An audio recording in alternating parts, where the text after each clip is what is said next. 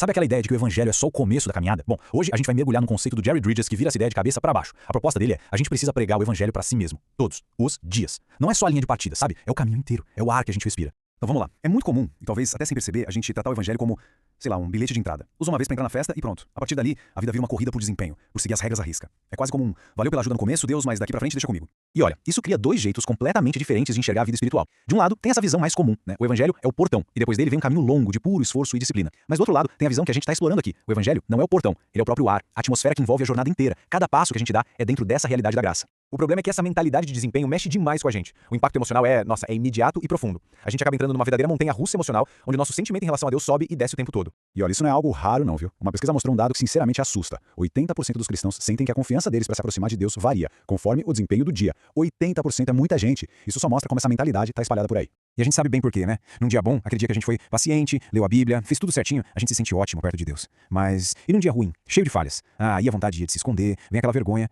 Parece que a nossa aceitação por Deus depende do nosso boletim do dia. E isso acaba nos jogando em dois extremos que são bem perigosos. E o curioso é que são dois lados da mesma moeda. Nos dias bons, a gente cai num farisaísmo sutil, sabe? Aquele orgulhinho de, hoje Deus deve estar bem feliz comigo. Já nos dias ruins, a gente é esmagado pela culpa, pela condenação, sentindo que perdemos totalmente o favor de Deus. Percebe? Nos dois casos, o foco está em nós, no nosso desempenho. Só que a verdade bíblica bate de frente com essa estabilidade toda. A palavra-chave aqui é firmes. A nossa posição em Deus não é uma areia movediça, que muda com o nosso humor ou com o que a gente fez ou deixou de fazer. Não, é uma rocha, sólida, garantida e mantida pela obra de Cristo. Tá, mas como a gente quebra esse ciclo? Como sai dessa montanha-russa? É aqui que a gente precisa entender uma distinção teológica que é a chave de tudo. A diferença crucial entre perdão e justificação. Para entender isso, tem uma analogia ótima que é a do perdão presidencial dado ao Richard Nixon. Pensa bem, ele foi perdoado, ou seja, a pena dele foi cancelada, mas, legalmente, ele continuou sendo culpado. A justificação na Bíblia é algo muito mais profundo. Não se trata só de cancelar a pena, se trata de nos declarar legalmente justos. Essa é a virada de chave. A questão não é só que a nossa dívida foi zerada, que o nosso saldo ficou no 0 a 0. É muito mais. É como se a nossa conta que estava no vermelho profundo recebesse um depósito de valor infinito. Para Deus, a gente não é visto como um criminoso que foi perdoado. A gente é visto como alguém com um histórico perfeito, porque fomos cobertos pela justiça do próprio Cristo. Ok, isso é incrível, mas como a gente traz essa verdade tão grande para o nosso dia a dia, para segunda-feira de manhã? A resposta está numa analogia muito poderosa. A gente precisa reconhecer que existem dois tribunais nos julgando o tempo todo. Pensa comigo. Primeiro tem o Tribunal da Consciência. Esse aí não para nunca, né? Trabalha 24/7 nos acusando de cada falha, cada deslize. Mas existe outro tribunal, o Tribunal do Céu.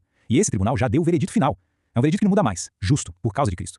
Pregar o evangelho a si mesmo, na prática, é isso. É pegar a sentença final do Tribunal do Céu e usá-la para calar a boca do promotor do Tribunal da Consciência todos os dias. Certo, mas aí vem aquela pergunta, né? Se a gente tá tão seguro assim, se o caso já tá encerrado, qual a motivação para viver uma vida santa? A gente não corre o risco de chutar o balde? E a resposta para isso muda completamente o jogo. A nossa motivação passa a ser a gratidão.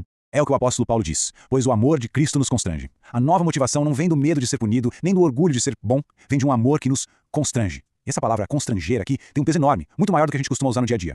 Olha só, o termo original no grego é suneco, e isso significa ser pressionado, ser cercado por todos os lados, ser impelido. Pensa num rio que é forçado a correr por um cânion estreito. A força é tremenda, é algo quase irresistível. Não é uma obrigação fria, tipo, tenho que fazer. É uma força que vem de dentro, de um coração que foi completamente cativado por um amor que não merecia. Isso muda tudo. A dinâmica sai do eu tenho que e vai pro eu posso. A obediência deixa de ser aquela tarefa feita por uma criança com medo do castigo, sabe? E se torna a resposta, a reação feliz de uma criança que ama e é muito grata a um pai maravilhoso.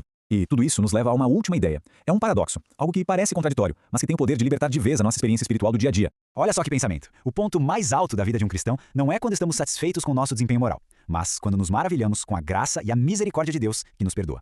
Isso vira a nossa lógica de ponta cabeça. Pensa bem, o auge da vida espiritual não é naquele dia bom, quando a gente está se sentindo o máximo, orgulhoso da nossa performance. Não. O ponto mais alto acontece justamente no momento de fraqueza. É quando, no meio do arrependimento sincero por uma falha, a gente olha pra cima e fica maravilhado com o tamanho da graça que nos perdoa. É incrível pensar nisso. Os nossos pontos mais baixos de fracasso podem se tornar os nossos pontos mais altos de experimentar a graça de Deus. E as consequências práticas disso são libertadoras. A gente passa a poder ser brutalmente honesto sobre os nossos pecados. Por quê? Porque o medo da condenação foi tirado da mesa. E aí, a gente busca a santidade não mais para ser aceito, mas porque a gente já foi plenamente aceito. A ordem muda, e isso muda tudo. Resumindo tudo, o evangelho não é só o beabá da fé. Ele é o alfabeto inteiro, de A a Z. É o combustível para a jornada toda, do começo ao fim. É o que nos tira dessa montanha-russa maluca de desempenho e nos coloca de pé, firmes sobre a rocha da graça de Deus. E fica aqui uma pergunta pra gente pensar. Se o momento espiritual mais alto acontece justamente quando a nossa fraqueza encontra a misericórdia de Deus, como é que isso redefine o que a gente considera um dia bom ou um dia ruim na nossa caminhada?